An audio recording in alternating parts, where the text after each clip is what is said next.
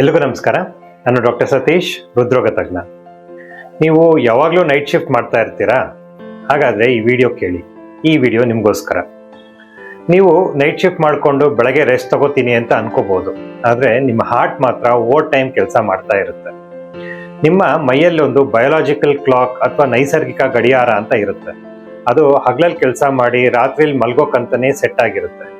ಈ night shift ಮಾಡಿದಾಗ ಏನಾಗುತ್ತೆ ಅಂದರೆ ಈ ಗಡಿಯಾರ ಉಲ್ಟಾ ಪಲ್ಟಾ ಆಗುತ್ತೆ.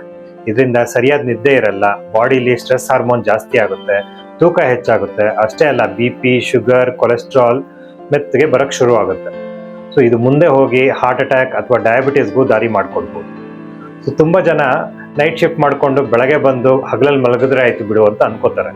ಆದರೆ ರಾತ್ರಿ ಸಿಗೋ ಆ ನೈಸರ್ಗಿಕ ನಿದ್ದೆ ಹಗಲಲ್ಲಿ ಖಂಡಿತವಾಗಿ ಸಿಗಲ್ಲ. ಸೊ ಸದಾ ಸುಸ್ತು, ಕೆಲಸದಲ್ಲಿ ಏಕಾಗ್ರತೆ ಇಲ್ಲದೆ ಇರೋದು, ಹೊಟ್ಟೆ ಬರೋದು, ಎದೆ ಬಡ್ತ ಜಾಸ್ತಿ ಆಗೋದು, ಇವೆಲ್ಲ ನಿಮ್ಮ ಹಾರ್ಟ್ ಕೊಡ್ತಾ ಇರೋ ವಾರ್ನಿಂಗ್ ಸೈನ್ಸ್ ಅಂತ ತಿಳ್ಕೊಳ್ಳಿ.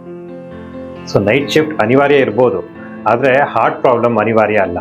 ಸೊ ಶಿಸ್ತಿನ ನಿದ್ದೆ, ಒಳ್ಳೆ ಊಟ, ದಿನ ವ್ಯಾಯಾಮ, ಟೈಮ್ ಟು ಟೈಮ್ ಚೆಕಪ್ ಮಾಡಿಸ್ಕೊಂಡ್ರೆ ನೀವು ಕೆಲಸನೂ ಮಾಡ್ಬೋದು ಮತ್ತು ನಿಮ್ಮ ಹಾರ್ಟ್ನ ಚೆನ್ನಾಗೂ ಇಟ್ಕೋಬೋದು.